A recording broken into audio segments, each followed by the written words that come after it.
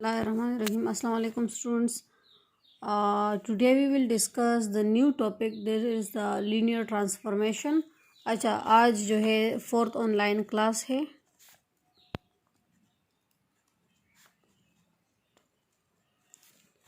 अच्छा, 4th online class है and date is 1 अप्रैल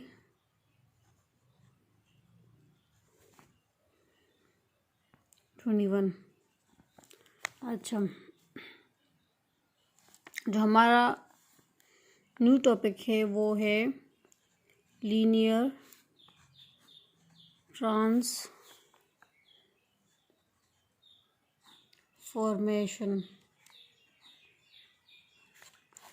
आप लोग कहते हैं कि ज़्यादा थ्योरी ना पढ़ाए, लेकिन इसमें ये है कि डिफिनीशंस ऐसे है कि मतलब सारी थ्योरी है ना.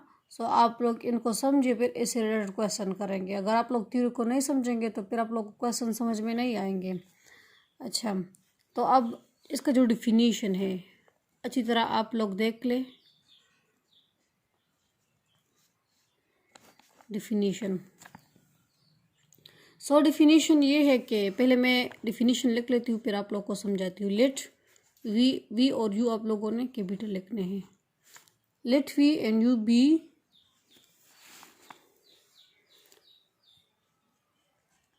To vector spaces. मैं तो आप लोगों को वेक्टर स्पेसेस के बारे में समझाया ना कि वेक्टर स्पेस क्या है. वो वेक्टर स्पेसेस वो है कि जो कि ऑल द 5 एक्सियम्स को सेटिस्फाई करते हैं ना. मैंने आप लोग को मतलब वो एक्सियम्स भी बताए थे और क्वेश्चंस भी कराए थे उस पर. अच्छा, सो ये जो है 2 वेक्टर स्पेसेस है मेरे पास, वी और यू, मतलब वो ऑल एक्सियम सेटिस्फाई करेंगे ये 2 V and U vector spaces. ठीक है. और ये हम एक फील्ड पे ले रहे हैं जो दोनों के लिए फील्ड सेम ही होगा. ओवर द सेम फील्ड,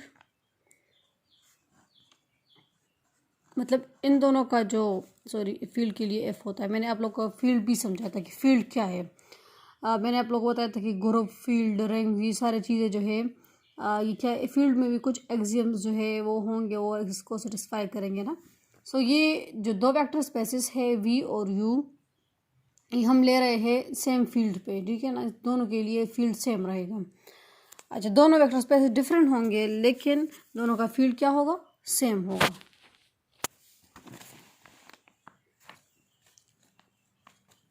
अच्छा जी,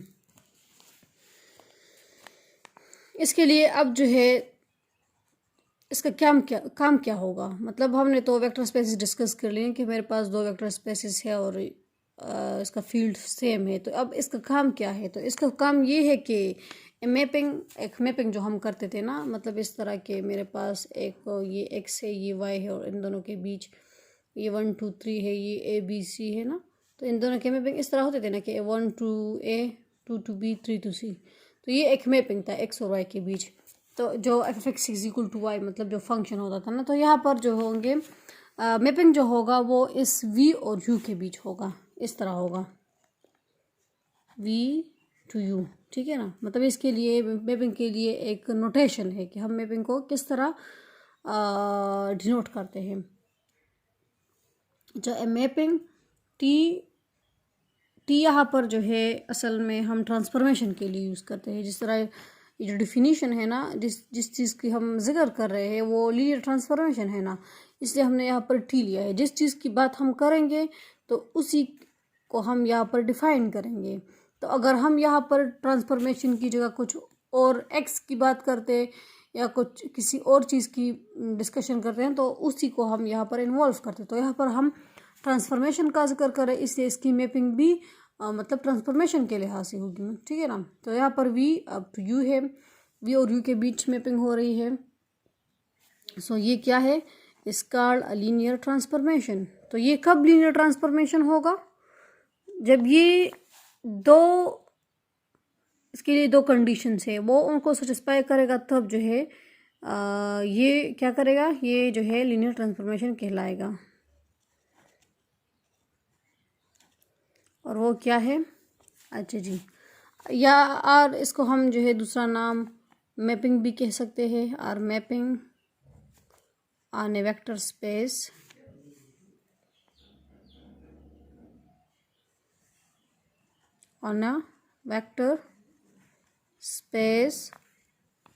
होमोमॉर्फिज्म।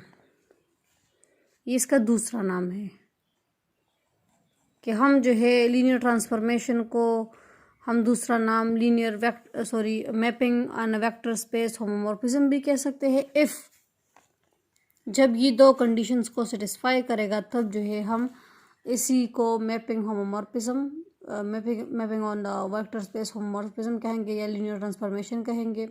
ठीक है ना, मतलब पहले से स्टार्ट लेते हैं कि हमारे पास जो है दो वेक्टर स्पेसेस है और हमने इन्हीं वेक्टर स्पेस को सेम फील्ड पे लिया है। ठीक है ना, डिफिनीशन इस तरह हम कहेंगे कि हमने लेट कंसिडरिंग की है कि दो वेक्टर स्पेसेस है वी और यू।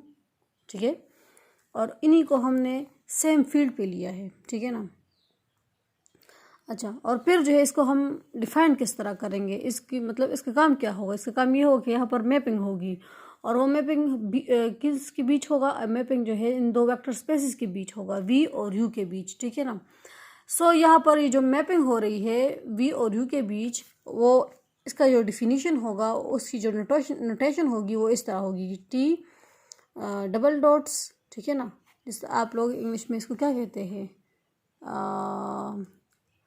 आप लोग फिर खैर देख ले कि इसको हम क्या कहते हैं।